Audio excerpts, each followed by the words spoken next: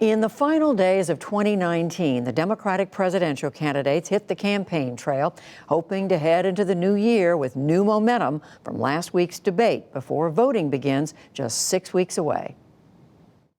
Senator Bernie Sanders. The crowded field crisscrossing the country. This is a campaign of the working class of this country. Vermont Senator Bernie Sanders was joined by New York Congresswoman Alexandria Ocasio-Cortez out west. The history of change in America always takes place from the bottom on up. While Senator Elizabeth Warren returned to Oklahoma City, where she was born and raised. Riling up her supporters with calls for cleaning up government corruption. When you see a government that works great for those with money and is not working so well for everyone else, that is corruption pure and simple, and we need to call it out for what it is. And a late addition to the race, former New York City Mayor Michael Bloomberg headed to Pennsylvania.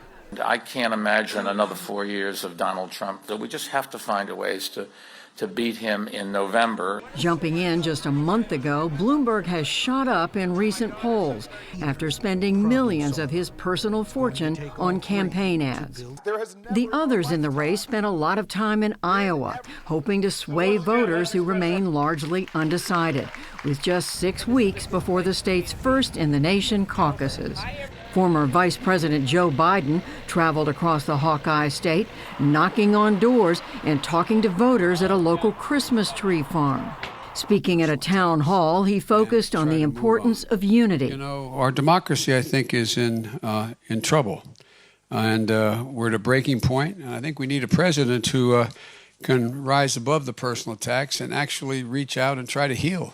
South Bend, Indiana Mayor Pete Buttigieg, who is leading recent polls in Iowa, picked up the endorsement of more than 200 foreign policy and national security professionals, a policy area that Biden has long touted as his area of expertise. Some folks on TV starting to use the word front runner to describe our standing right here in Iowa. Fellow Midwesterner Minnesota Senator Amy Klobuchar has also seen a surge in Iowa as she prepares to finish her tour of the state's 99 counties. Low polling numbers kept New Jersey Senator Cory Booker off the debate stage last week. Instead, he took his bus tour across Iowa, hoping to take advantage of the lack of a clear front-runner in the state's ever-changing field.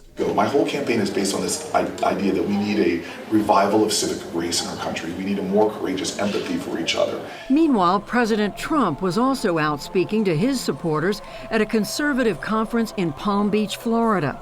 Generations of patriots before us did not work, fight, and sacrifice so that we could surrender our country to a raging left-wing mob. They don't know if they're down the middle, if they're far left, they're fighting with each other. The 15 Democrats still fighting have just a few weeks left to make their case to voters.